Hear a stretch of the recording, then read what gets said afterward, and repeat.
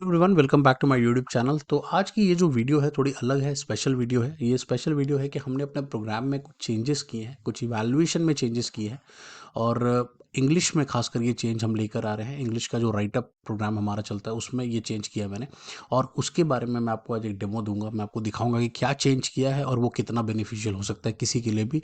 अगर आप इंग्लिश का कोई भी एग्जाम दे रहे हो, फॉर एग्जाम्पल आप बैंकिंग का कोई एग्जाम दे रहे हो जहाँ इंग्लिश का एसे और लेटर आता है, या फिर आप आरबीआई दे रहे हो या आप नबार्ड दे रहे हो, कि जहाँ पर भी इंग्लिश का कोई राइटिंग एग्जाम होता है वहाँ पे ये बहुत हेल्पफुल हो सकता है। तो पहले क्या होता था कि हमारे प्रोग्राम में मैं मोस्टली फीडबैक जो है वीडियो फॉर्मेट में देता था। मतलब स्टूडेंट ने आंसर लिखा, मैंने उसको पढ़ा, मैंने उसका वीडियो बनाया और वीडियो बना के स्टूडेंट्स के साथ शेयर किया। अब ये बाकी सेक्शंस में तो कोई दिक्कत नहीं आती, बाकी सेक्शन में स्टूडेंट को समझ में भी आ जाता है, सब सही है।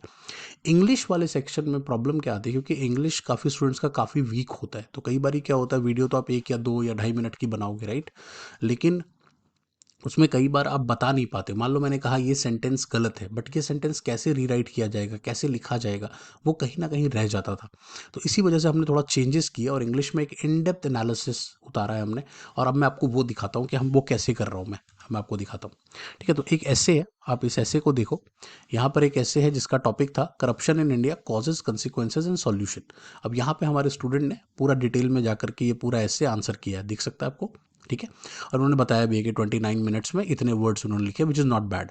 29 मिनट्स में इतना वर्ड लिखना भी एक बड़ी बात है। तो कहीं ना कहीं टाइपिंग की तो अच्छी प्रैक्टिस नज़र आती है। ठीक है, और ये हमारे साथ काफ़ी टाइम से हैं तो वो लिखती रहती हैं लगातार। ठीक है, अब ये पूरा मैंने पढ़ा, इसको मैंने लाइन बाय लाइन रीड किया और मैंने फिर इसके बाद इस एस्से में इसका फीडबैक आप यहाँ देख सकते हो। ये मैंने इसका फीडबैक बनाया है। ठीक है, अब इस फीडबैक में आप देखोगे कि आपको सब कुछ डिटेल में मिलेगा। फॉर एग्जांपल मैंने क्या लिखा, essay provides a comprehensive overview of causes, consequences and potential solution. तो कहीं ना कहीं कॉम्प्रिहेंसिवली ये कवर करता है, लेकिन इसके कुछ पॉजिटिव एंड नेगेटिव पॉइंट्स हैं और कुछ सजेशंस हैं। अब देखो, पॉजिटिव में पहला क्या था कि थॉरल एनालिसिस यहाँ पे उन्होंने डाल के दिया है करप्शन के ऊपर, उसका सोशल, इकोनॉमिकल, पॉलिटिकल, एडमिनिस्ट्रेटिव हर चीज़ बताई है यहाँ पे। स्टैटिस्टिकल एविडेंसेस भी ऐड किए हैं, तो वो भी एक अच्छा पार्ट है।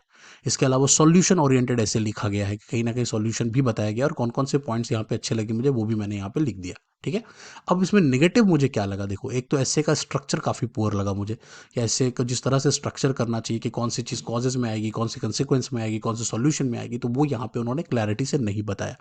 दूसरा, लिमिटेड डेप्थ। कोई भी पॉइंट वो ले रही थी तो उन पॉइंट को समझाने में जितनी डिटेलिंग की रिक्वायरमेंट थी उतनी जल्दी डिटेलिंग नहीं कर रही थी। प्लस ग्रामेटिकल एरर्स काफ़ी थे, जैसे ऑकवर्ड फ्रेजिंग थी, या क्लैरिटी नहीं थी, या प्रोफेशनलिज्म, इनफॉर्मल लैंग्वेज का इस्तेमाल किया गया है कई जगह पर। तो वो ये सब कुछ मैंने यहाँ पे मेंशन कर दिया। ठीक है, अब सजेशन आप देखो मैंने क्या क्या दिया। पहले इसको स्ट्रक्चर करो अच्छे से। दूसरा, इन डेप्थ आपको लिखना चाहिए। कोई भी चीज़ अगर आप लिख रहे हो, इसका एग्जाम्पल, कोई केस स्टडी डालकर उसको समझाओ। प्लस क्लैरिटी रखो अपनी राइटिंग में, अपने स्टेटमेंट्स आपके सही तरह से फ्रेज होने चाहिए।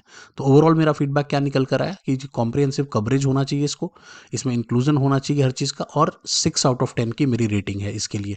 तो इस तरह से अब ये फीडबैक जब किसी भी स्टूडेंट के पास जाएगा, और आप देखो कि ऐसे जितना स्टूडेंट ने लिखा है उतना ही तो मैंने लिख दिया है। उसने 500 वर्ड्स लिखे थे, और अगर आप मेरा राइटअप देखोगे तो ये भी मेरे को लगता है कि 300 वर्ड के आसपास तो दिख ही रहा है। एक बार चेक भी कर लेते हैं यार, ऐसी क्या बात है। अब देखो, 239 या 240 वर्ड्स तो मैंने खुद लिखे हैं इसको इसको देने के लिए, राइट।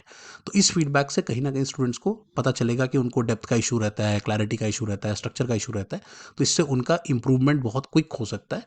तो वीडियो भी बनाते हैं और ये भी हम करना शुरू कर दिया, जिससे बहुत डिटेलिंग में इंग्लिश में इंप्रूवमेंट, खासकर क्योंकि बैंकिंग में मुझे लगता है बहुत सारे लोग बैंक और रेगुलेटरी बॉडीज़ में बैंकिंग में इंग्लिश में सफ़र करते हैं क्योंकि स्कोर नहीं कर पाते। तो मुझे लगता है अब ये प्रोग्राम आपको बहुत हेल्प कर पाएगा। थैंक यू सो मच, और फिर अगले वीडियो में मुलाकात होगी।